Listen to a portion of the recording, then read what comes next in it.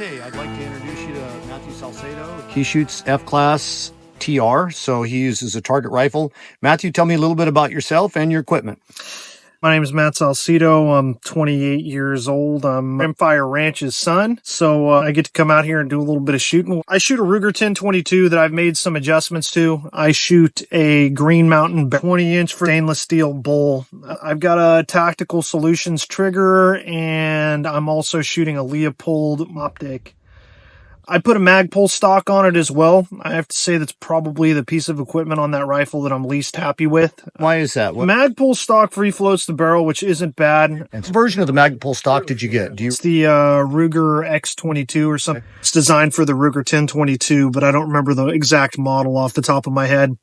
Again, piece that I would really like to make an upgrade on that gun. I don't know if it would improve my accuracy much. The free float is going to be the same, but I'd definitely be more comfortable on the rifle than I am now. As far as the gun goes itself, the Ruger 1022 has produced adequate accuracy for me in my case. Despite What's a typical score out of 200 that you end up getting? Finding myself consistently, I would say mean score is probably 188. I'm typically shooting between a 186 and a 193. So I think that is about as good of the accuracy as you can expect out of the Ruger 1022 without making serious changes to the action and the bolt carrier group of the rifle. Even that, I'm not sure that you'd be doing a whole lot better than me and score probably 193. What's one piece of your kit you wouldn't do without? One piece of my kit I wouldn't do without is absolutely the Green Mountain barrel. Okay. I want to see tremendous improvement in your semi-autos. Shooting subsonic ammunition with an extended barrel on it, I'm talking 18 to 22 inches, is going to keep your velocities a lot more even, especially when you're shooting box ammunition like the CCI Sub Sonics that we're shooting now for the target class.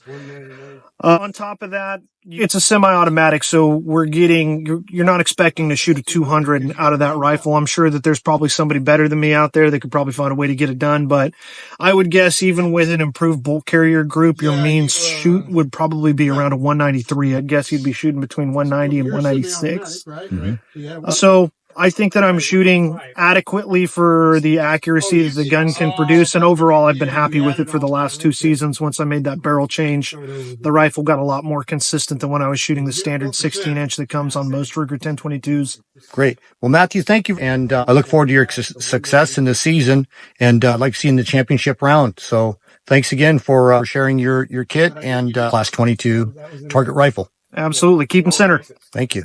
I'm going for record. 15 minutes. Record line 1.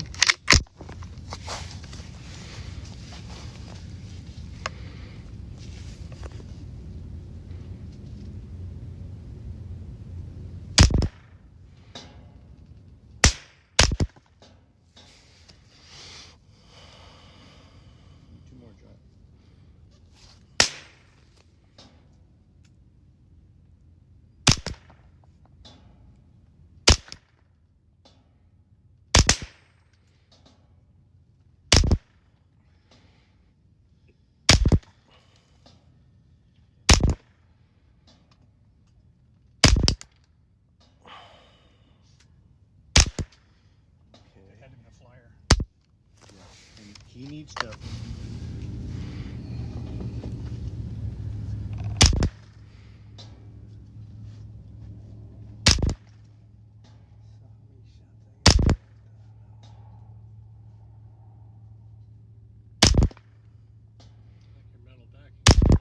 Yeah, you can tell. Yeah. It probably just splatters on it, doesn't it?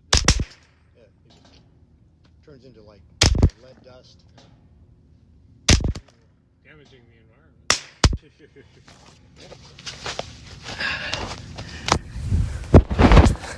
I like that.